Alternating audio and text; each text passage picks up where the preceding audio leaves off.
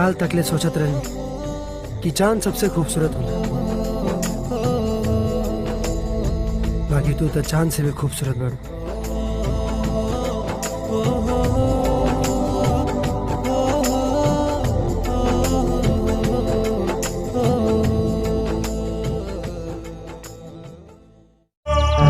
अगर इसे काल कोठरी में बंद करोगे तो गम और दर्द अकेला देखेगा।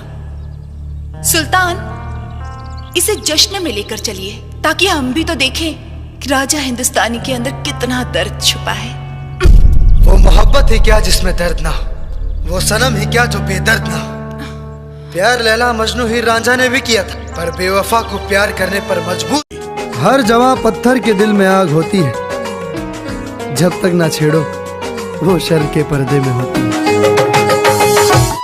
दोष आंखों का था, नादानी दिल से कर बैठे।